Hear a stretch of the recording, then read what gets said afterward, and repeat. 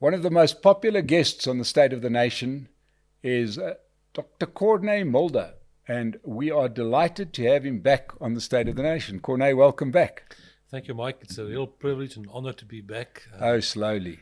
Absolutely. Keep that up. If it's a real honor and a privilege, then everybody should subscribe. It's an honor and a privilege to listen to this man. It is to be here, and State of the Nation is doing very well out there, and I prefer to be here, and I appreciate that. Thanks. Excellent. Well, Corne, let's kick off where we last, our paths last crossed, which was following the announcement of the Moonshot Pact, which then moved into the multi-party charter. Yes.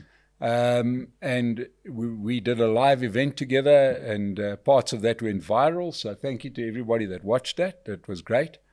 Let's first talk about the talks. Yes. The multi-party charter, which,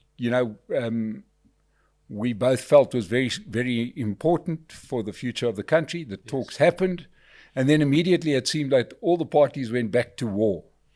Yes. But let's first talk about the talks themselves. Were you happy with the way they went? To a certain extent, yes. I think the talks went well. We had a mediator there. Professor William Gumede was the chairperson, and it went well.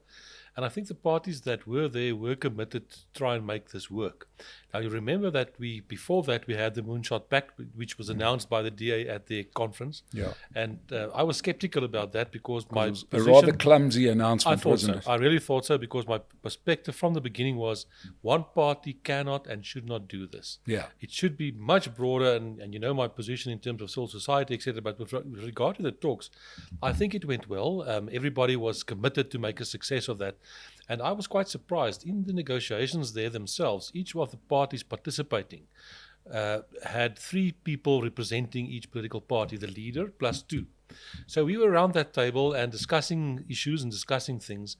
And I think we, in the end, came up with a rather good charter that was agreed upon. And there were basically 2 documents. The one is the external document that was made public, the charter document in terms of what we stand for, the vision, the founding provisions, the priorities, membership, etc. But there was also a second document, which is basically an internal document, and that is still work in progress to a certain extent, on which, and we are working on that, understanding how we should cooperate, how we should work, etc. But I think the important thing is to realize that the charter itself is not a coalition agreement. It's merely an agreement by political parties to cooperate and to go into the election and to work together with the aim of getting to a majority to form a coalition. And once we get beyond the election result, then the results will indicate whether we can form that coalition government or not. But I think it went well, and I think the parties cooperated very well, and it was very well received, where there were certain things that happened immediately after that that I believe could have taken the momentum even further, and that did not happen, and I think that was a pity. And that, I presume, was around some of these metros, these damn metros in Gauteng, which seem to be giving everybody our hairstyle. Absolutely. What basically happened was this. If you look at the charter document is very clear. It basically says any political party that subscribes to the vision, subscribes to the founding provisions, the principles, the priorities, and that subscribe to underscores, I think it's section 6 or 7 of the charter that says, none of these parties after the election will vote for any candidate from the ANC or support any candidate from the ANC or the EFF. Such a party is welcome to join. And that is a general invitation. So what basically happened immediately after the signature of the charter, I was approached by, again, the Patriotic Alliance, and they said very clearly that they are prepared. They went over during that weekend after we signed on the Thursday, I remember, and they went through the document. I saw them the next Monday, the Tuesday. They went through the document and they said, we are prepared to sign this document. We would like to become part of the charter. We can subscribe to these principles, to these priorities, and everything included in that. But they said the following. They said it will be clumsy if we are still in a working relationship with the ANC and be seen. We need to talk in terms of what we can offer. And then certain discussions took place. But unfortunately, that did not materialize because there were some parties who were not prepared to talk to the Patriotic Alliance. And that is where we are still today. Yeah, now we've had Gayton McKenzie on here a couple of times. Suddenly, before then, he wouldn't appear here, but now, we've swapping messages like two old mates. But I've fought him quite hard on this because he's got his position, and I do understand he gets to a conclusion. But he seems to be playing both sides. Yes and no. You see, there's an interesting thing, and that's the interesting thing about politics. Things are always changing. There are different permutations taking place. I believe that the current working arrangement between the ANC, the EFF, and some of the other smaller parties, and including the PA and others, that arrangement is coming to an end. And there are various reasons for that. First of all, the ANC appointed a coalition working team within the head office of the ANC. It's being led by Mr. Makura, was the previous Premier of Gauteng, and he brought out a report that was in front of the NEC recently that indicates that the ANC believes that they should break ties with the EFF. So there are all kinds of rumblings happening at this very moment, for example, in Ekurhuleni, where the EFF has taken the lead to a certain extent. But on the other hand, the whole issue that happened in Palestine between Israel and Gaza has also caused a different approach there, because all those parties are supporting the Palestinian cause, and the Patriotic Alliance came out without any hesitation and said, no, we support Israel. And then some of the ANC people reacted and said, we can't have somebody supporting Israel within our coalition. So I believe there are lots of things happening there, and in the last couple of days it played out even more so. I honestly believe we are back at the point where if everybody cooperates, we could have Johannesburg under control of the good guys, if I put it that way, at the end of the month, if everybody cooperates. And it started off with the vacancy that now arose with the speaker resigning. Colleen Makubele resigned. Well, she didn't resign. She was kicked out of COPE, basically. She did not fight her expulsion. So this morning, we received a notification that says coming Monday, the 20th, there will be a council meeting at 10 o'clock in the morning to elect a new speaker. And if we play our cards right in the next 24, 48 hours, it could be a speaker not from the ANC grouping, and that could put a new turn of events completely in there that can change the whole thing around. But we will need the cooperation of the parties in the multi-party coalition group. Yeah, but it seems that it does feel that the animosity has perhaps declined considerably from where it was around the signing. Yes, it does. Absolutely so. I think as we move closer to the election, and as 2023 is coming to an end to a certain extent, people are starting to realize it's now or never. The real thing is happening. We are moving into the phase that it's if it's an athletic event, we've been around the circuit a couple of times, but now we're coming into the straight for the final finish. Full dash to the finish line. Yeah. Now, one of the people that we've had here has been Mayor Silje Brink from Tshwane. Yes. And what kind of role has the whole Tshwane debacle played in solidifying the multi-party charter? Because it's been important. It is very important. You will know that we've got more than 70 coalitions throughout South Africa, but the emphasis has been basically on these metros: Ekurhuleni, Johannesburg, and Tshwane. Tshwane is technically the safest because we've got a clear majority there in the coalition. As long as your coalition stays together. As long as the coalition stays together. And the three main parties in the coalition there is a DA, Freedom Front Plus, and Action SA. And as long as they stay combined, we've got a majority basically with the IFP there with one, ACDP, etc. The strike did cause havoc and problems. Obviously, it's an unprotected strike, and it was causing havoc in terms of service delivery, damage to property, etc., etc. The parties felt that it was important that we focus on the correct things. In other words, we need to get service delivery back on track. We need to deliver to the citizens and the inhabitants of Tshwane, etc. But on the other hand, you cannot just give in to the trade unions who basically try to blackmail you with their typical style. And it's not normal to have such a protracted strike that just goes on and on and on. So we did have many meetings within the coalition grouping. The mayor played his role as the executive mayor. He's wearing two hats in that regard. On the one hand, he is the executive mayor representing the government in Tshwane, which is the multi-party coalition government. But obviously he's also coming from his own political party, so he may be under pressure from his own party to do certain things, but he understands that his role is above party politics in that instance as the executive mayor. And there was a lot of interaction to try and see where we could go. There were pressure put on the process from some of the coalition partners. Action SA felt that certain steps should be taken, and we had a number of meetings. But I think in the end, we came through this process, and I think we also learned some lessons, that it's almost a question of alone we fail, standing together we can prevail. Yeah. And that is what happened in Tshwane. We went through that, the strike has come to an end, we are back to service delivery, etc. And the city is in very financial difficult position. We inherited a very dire situation in Tshwane. Yeah. Now, I said to Cilliers when he was here that in the recent past, the last couple of months, he became the most important politician in South Africa, right? Because just by way of background, correct me if I'm wrong, this is my reading of the situation, is that, Tshwane run for 25 years or whatever or misruled by the ANC, right? Terribly. I mean, our Minister of Electricity, Kosienso Ramagopa, he managed to completely bankrupt the city as the mayor. Yeah. Then the DA came in, or the coalition came in, the DA-led coalition, as I like to call it, and they were perhaps a little bit soft on some of the corrective measures that they needed to take. Yes. In righting this ship that the ANC had put holes in. Yep.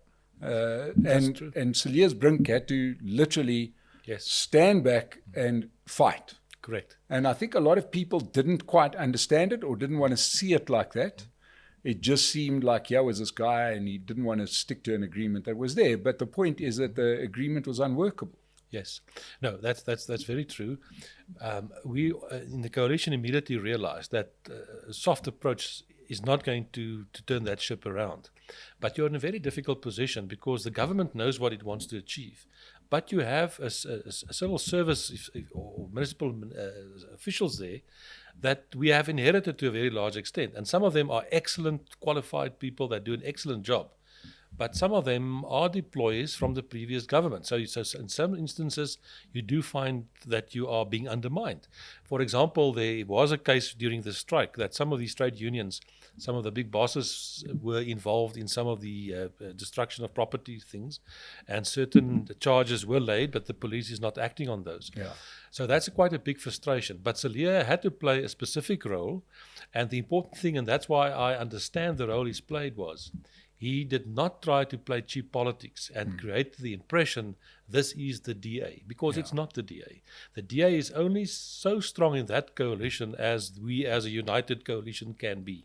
And he understood that. He didn't try to play cheap party politics and say, I'm the mayor for the DA. No, he's not. He's the mayor for the coalition. And, two things have come out of there that are lessons. One is that good, strong leadership has yielded good results in the by-elections in Tshwane. Yes.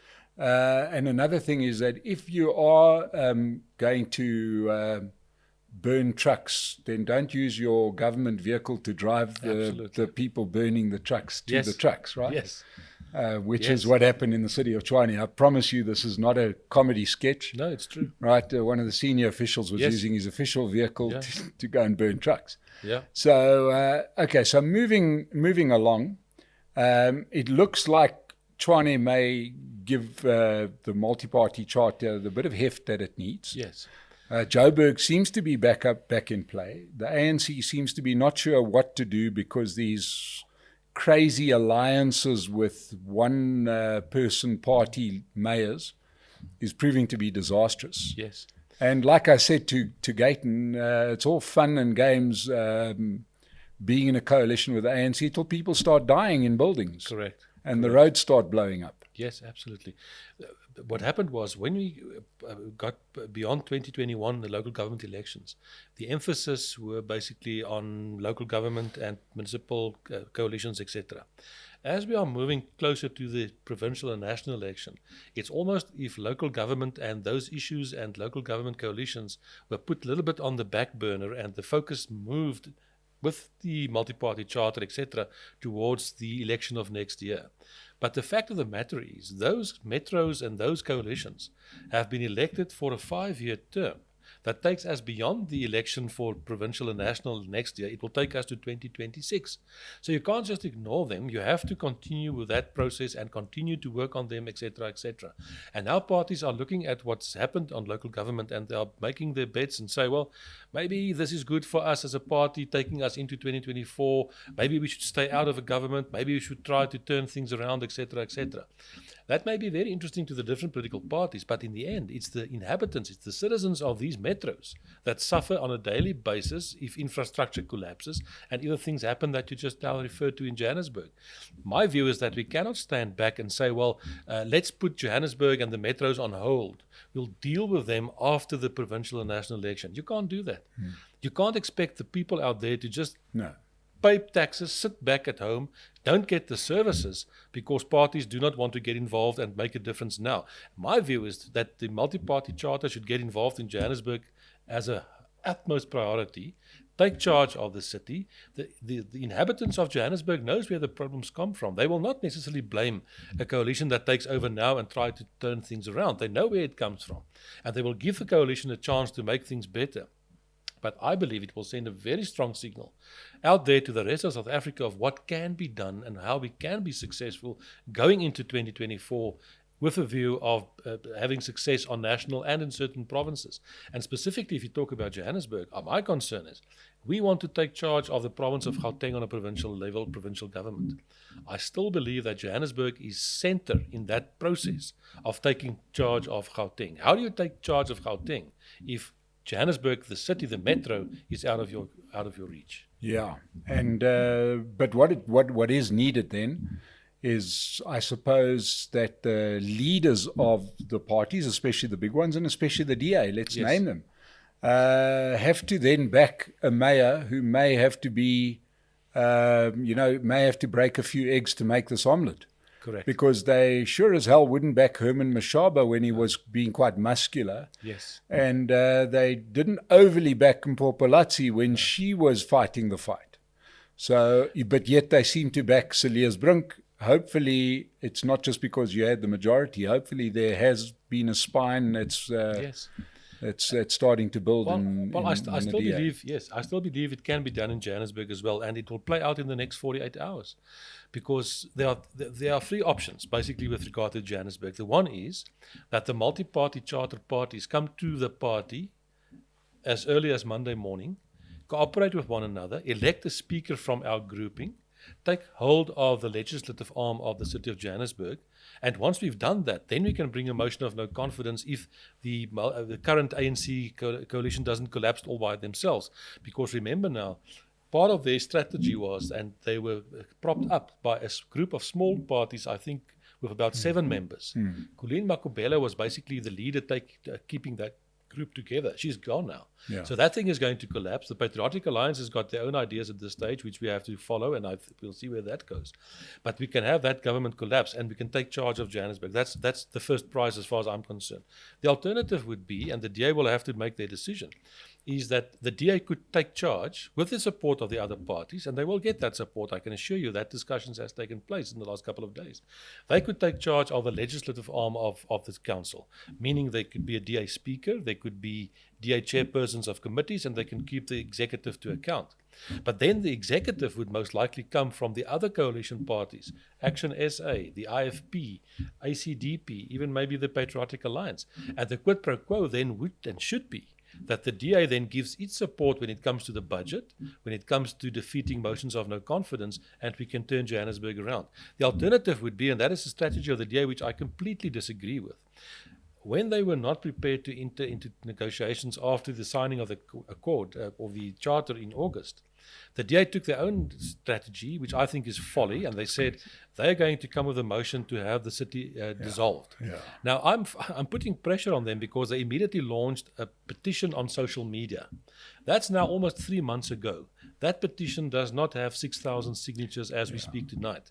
And Johannesburg with more than 2 million voters. So it's quite clear there's no traction for dissolving the council. And there's no guarantee, even if you do dissolve the council and we have a new election, what guarantee do you have the result may be exactly the same or even worse? So that's not an option as far as I'm I concerned. said that to Helen Ziller in Yeah. a recent interview. I said it's the most ridiculous thing Absolutely. to hold out Yeah. for some kind of dissolution and a re-vote. I mean, Electors it's just not not going buying to into work. It's that. not going to. It's No. just not going to happen. No. And also, there is a need to stop blaming the voters. We do Absolutely. have what we've got, Exactly. and you got to work with what you got. Although I do blame you.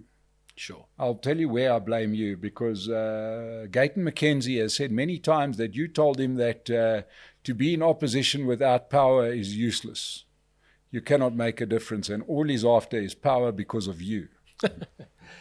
He understands the political game, that politics is about power. But he misunderstood me about not having power. I've been in politics my whole career, 36 years, and I've never been in power. And I can assure you I've achieved a number of things from an opposition point of view without power. It's about how you see the game and how you play the political game to get what you need to do. And strategically at the moment, the opposition, the parties in the multi-party charter, technically we are without power. The ANC is governing. But I believe we've got them on the run. You would have noticed that the Deputy President a few months ago suddenly also came up with the conference on coalitions. Yes. Because they realized in terms of where we are going into coalition country, and it will affect the ANC as well. So let's talk about the coalitions, just one last bit, and that was you undertook a trip to Germany, Yes. which was very bad timing. If you were in the other alliance, you would have gone to the World Cup final, right? Because that's what the Yes. Good Party and some of those other entrepreneurial parties decided to do. Yes.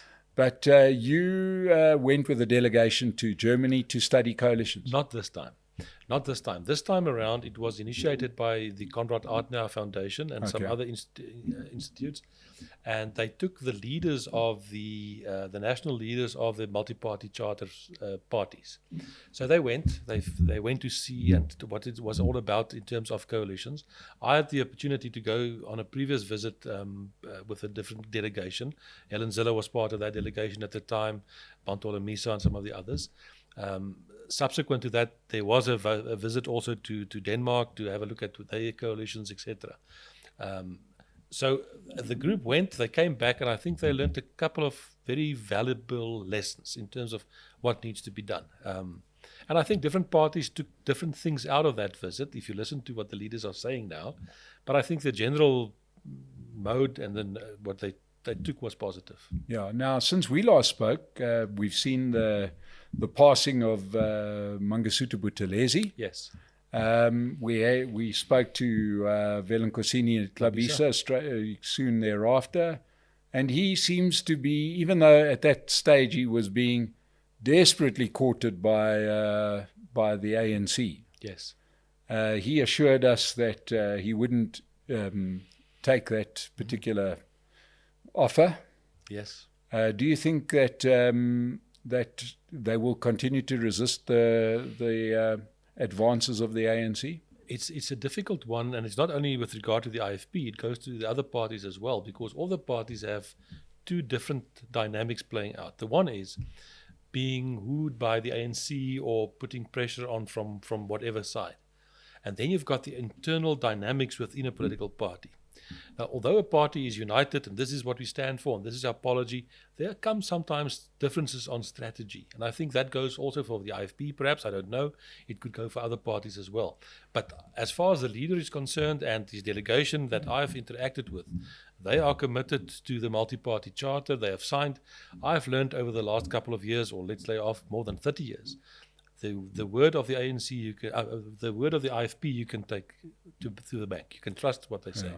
And I suppose you can take the word of Patricia de Lille to the bank. She's definitely going to take any deal that'll give her position or money. I know, but Good first needs to get back into Parliament. I'm not convinced. Yeah. I think that ship may have sailed. Yeah, I was actually watching their recent elective conference in Cape Town. At the same time, the COPE was busy imploding yet again. One Yes. wonders how long they are going to last, and realize that it seems to be a doom if you wear orange.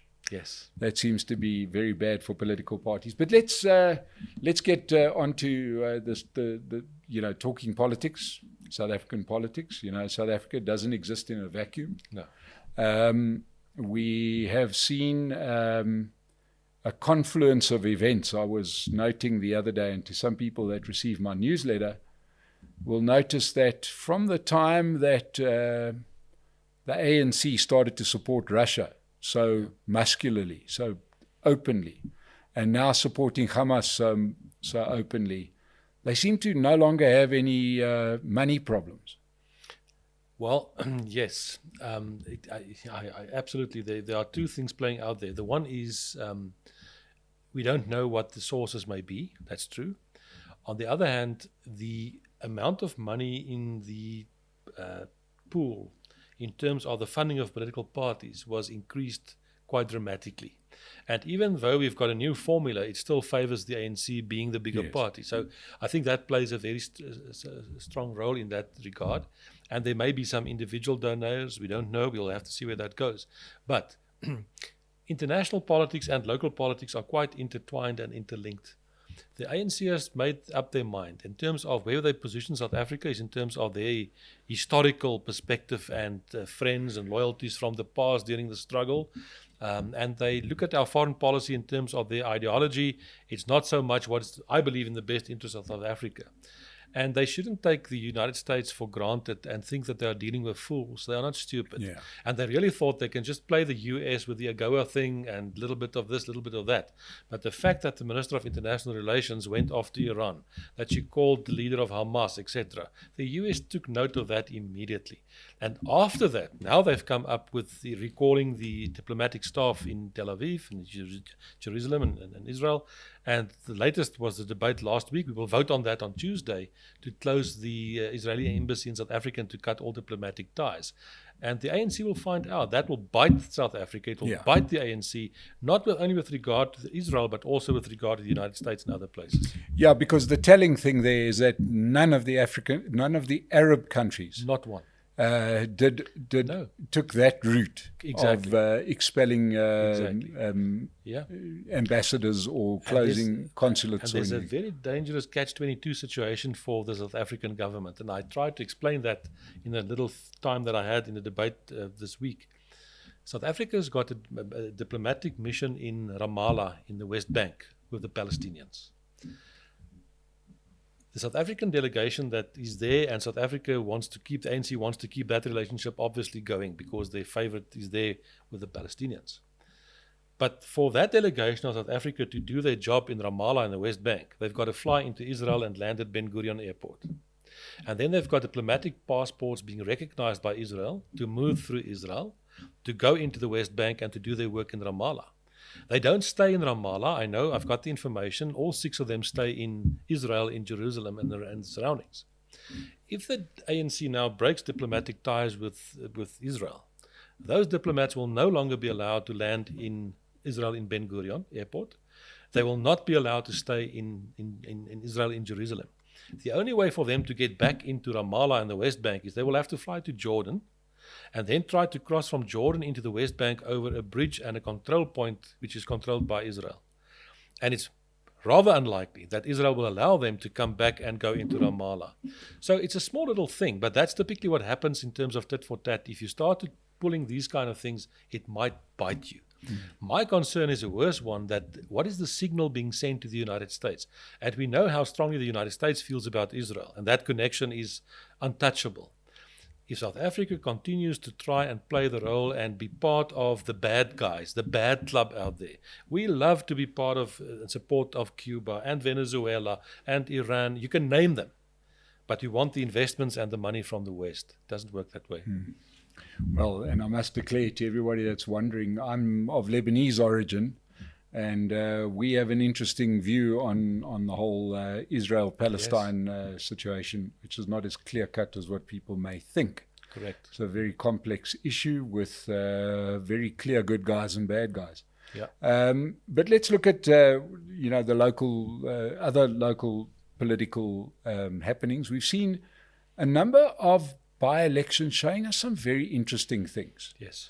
There seems to be, from where I sit, a complete fracturing of South African politics, as opposed to anything else. I mean, we see that, for example, both the ANC and the EFF are unable to make a dent in the urban areas anywhere in the country, barring 1 or 2 enclaves. Correct.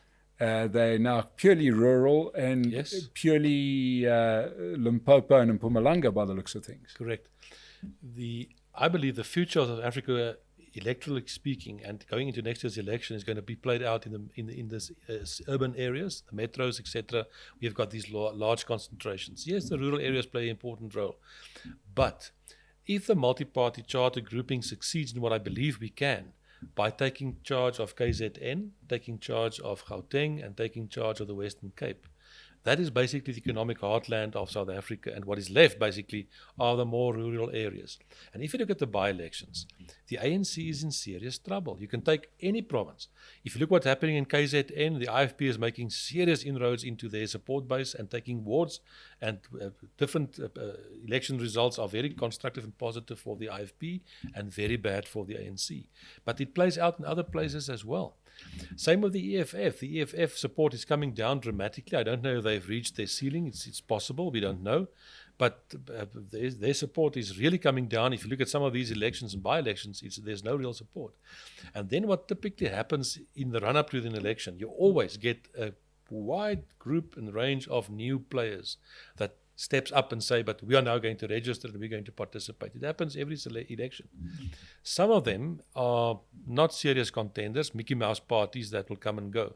But in every election, there are one or two that makes a serious impact, that makes a serious inroad. Now, the election that is going to come up, there are a number of parties that are participating for the first time provincially and nationally. For example, Action SA is not being tested in any province in that regard or nationally, but quite clearly there is a support base out there. They did very well in the local government elections in the 6 municipalities that they contested. Johannesburg, they ended up with 44 seats.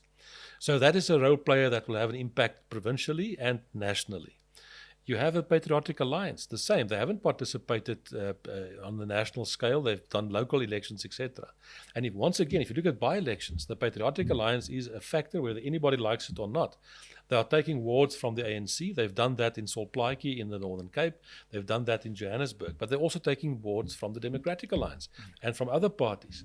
So just last week, there was a by-election in Swartland. And Swartland is the main strong support area for the Democratic Alliance. The Patriotic Alliance went from 0.6% to 35% support in that ward, which is unbelievable in terms of that. So that's also a reality that plays out. Mm-hmm. So it seems you're right. There is a fragmentation, a complete fragmentation. The days are over, finally, where one party will dominate like the ANC did for more than 30 years. If you look at the latest polls, for example, the latest Ipsos poll puts the ANC at 43%.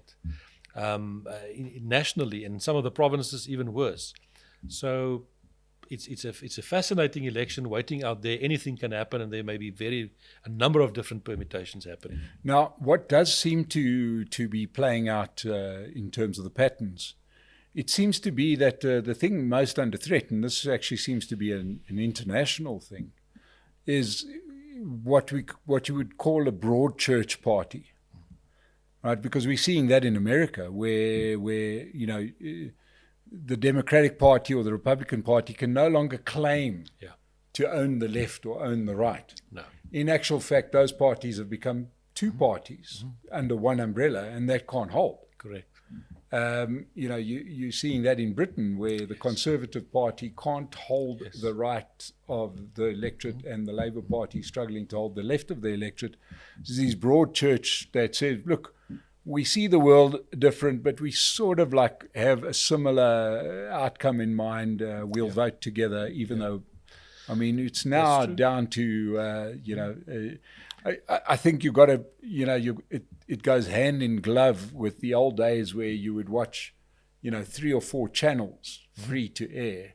And now we're watching 1,000 different channels that are being streamed. It does make a difference. Everybody's talking to their own little grouping. Yeah. In the end, those broad church parties basically made a general appeal. This was more a center-left party or a center-right party, and they were a broad church. Yeah. And people went with that kind of thing. And the little media that we had at that stage, maybe the press or whatever the case may be, did interpret things for the electorate in general, and people followed that. But because of the explosion of social media and all the other networks and processes like yourselves and others that now bring a different message, creates a channel where different, specific, focused, targeted messages are going out. And people resonate with that. Yeah. And that makes that the bigger broad church thing is in trouble, and you get specific entities that support a specific niche market. And that is, well, in terms of the proportional election system, that's quite helpful because every vote counts. And then it plays back, as far as I'm concerned, into coalition forming afterwards, where you get a group of people that come together, and you'll see that those parties that will come into such a coalition quite often do have a specific niche interest that they want to push coming into government. We saw that in Germany with the Greens. They had a specific niche in terms of the environment. And they've used that, and they pushed that, and as a small party, they succeeded in getting nuclear power reactors closed, etc., pushing that agenda. But it also forces political parties to cooperate, to compromise, and I always believe that that gives you a better form of government than one single party that believe they know everything. Yeah, so the bottom line is that in our lives, we're never going to see a party dominating again. Most unlikely. Most unlikely. And I always say that any party that goes out there and comes with that slogan to say only us, or we are the biggest, only we can, or only this, that's nonsense. It's not true, it's untrue, and it is not honest towards the electorate, because that's just the reality. Even the ANC, who came away with this kind of approach for 30 years, has now come to an end, and there were certain circumstances, the ANC being a liberation movement from the past, being a broad church, trade union, SACP, etc., that is coming to an end as well. Yeah, so there's that, and it's playing out in South Africa. Now there are a couple of parties that have come along. It's that typical, as you say, that pre-election thing. A couple of new players come along. What has fascinated me, and we've had them on this channel as well, is certainly Action SA. Pretty much put their money where their mouth is. They've gone out there and created structures countrywide, got people on the ground, and it's quite a leap of faith, isn't it? Because they don't know what waits for them. Correct. You sit in a situation where you've got millions of people out there, the electorate, that will decide. And you as a party, you are basically selling a product. The product is your party, what you stand for, your values, your principles, your policies, and your image. Quite often people don't necessarily vote so much on the contents of a manifesto, in the details, we will do this, that, or the other. People have a feel, it's like a market product, that they feel comfortable with this party, they associate with the leadership, they associate with the strategy and the aura that comes from this party. But you've got to go out to the electorate and you put it in the hands of the electorate. And people must realize and understand your vote makes a difference. And I want to use the example for, if you look at the Rugby World Cup, those 3 crucial last games were all won by 1 point. And I want to make an analogy to the election.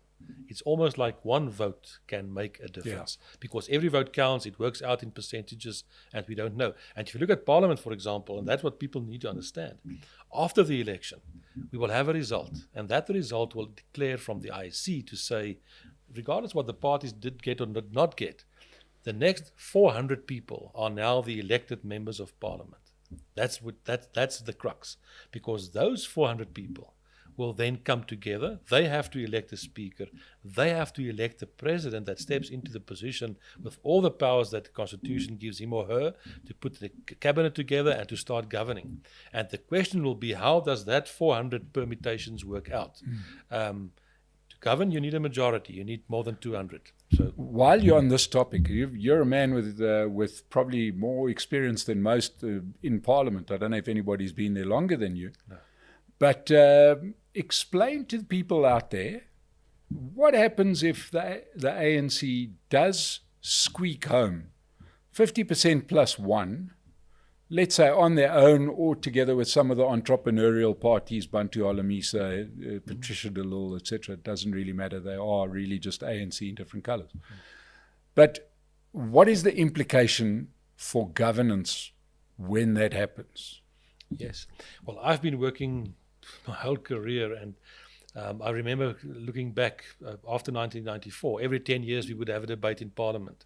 And it was under the guise of 10 years of democracy. But it was actually about celebrating 10 years of ANC rule. I participated in all those debates in 2004 and 14. And I said, I don't know how long you're going to govern, but at least 10 years is gone. And now 20 years are gone. So people must understand. I think if you look at South Africa, I've been driving through Johannesburg again today, so many traffic lights out, etc., etc. Look at the infrastructure. I really don't think we can afford a further 5 years of ANC misgovernment, misrule, corruption, and everything that goes with that, because that is the implication. If the ANC succeeds in scraping home either, and from the ANC's perspective, their first prize is to get over the line with a clear majority of 52 or whatever. The opinion polls indicate differently, and I think the ANC is also starting to realize they will have to form a coalition if they want to govern. But our challenge is to push the ANC so far down that they cannot form a government with the rats and mice. They cannot form a government with the EFF. It doesn't matter. We need to do that, because if we do not succeed, the ANC will quite obviously just offer 1 or 2 positions to 1 or 2 of the small parties, and it will be business as usual, more corruption, more nonsense, as we've seen. But the question that I'm putting to you, yes, and that's understood, but if they do get over the line with the rats and mice, yes, there's still implications, isn't it? Yes. It still means that they can't walk in there and have some crazy bill. Everybody better be present, and they're not good at attending. Let me give you an example. At the moment, out of the 400 members of parliament, the ANC's got 230 at the moment. 230, which technically should be a safe majority. I want us to get to 210 in the multi-party coalition and beyond, parties outside the coalition grouping. I want to get to 210. With that, we can form a safe government. The problem with the ANC is they've got 230, but they've got this huge executive. So at some stage, there were almost 70 people in the executive between ministers and deputy ministers. They are not in Cape Town necessarily. They are all over South Africa or abroad. So it becomes very difficult for the ANC to govern, even with 230. If they get just across the line at 201, 202, it will be chaos from the ANC's position. They will not be able to have a stable, normal kind of government in that sense, and the opposition will make it extremely difficult for them, which I would like to see happen. I think it's important that we make it difficult. And the reason that I'm asking you these questions is because I'm sure you get asked this all the time. I certainly do. Where people say, why should I vote? Who do I vote for? That usual thing. And you want to say, come on. No, but, absolutely. What I'm trying to get across to people watching is these margins are going to be so thin. Absolutely. And it is going to come down to 1 or 2 seats in parliament. Absolutely. Let me try to say, my view at this stage is that we're going to go into the election now. We're going to have, forget about the ANC side, we can come back to that. But on the other side, you're going to have the multi-party charter group of parties. Currently, there are 8 parties. There are some more applying to become members. Percentage-wise, it could be 35% at this stage. It could go up depending on the campaigning. I want to get to 210 seats. That 210 will come from different components. The largest group, I guess, will come from the multi-party chartered group of parties. But others will come from parties that are not part of the multi-party charter. For example, Rise Mzansi will get some support. It will get some people elected, and they're outside the charter. The Patriotic Alliance is outside the charter. BOSA is outside the charter. There may be others.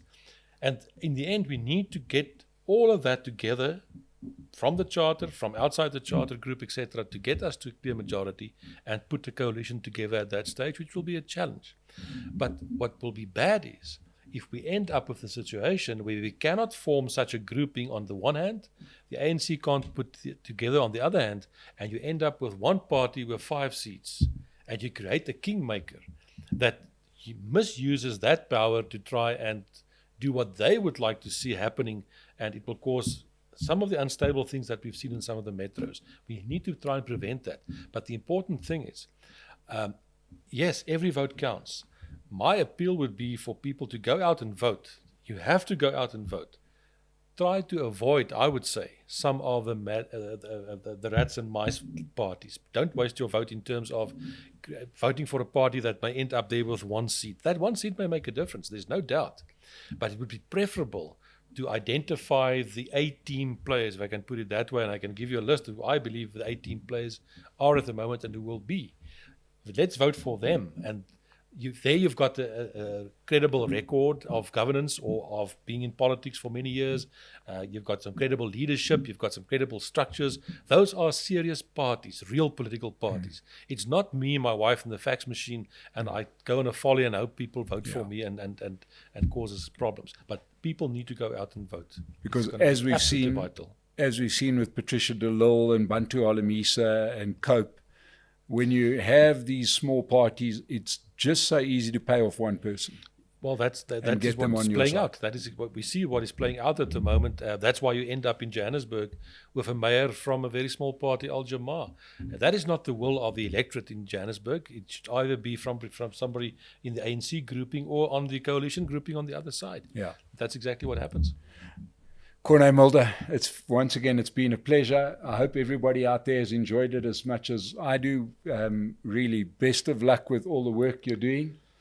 Everybody, I hope you've enjoyed it as much as I've enjoyed speaking to Corne Mulder. You've heard how important your vote is.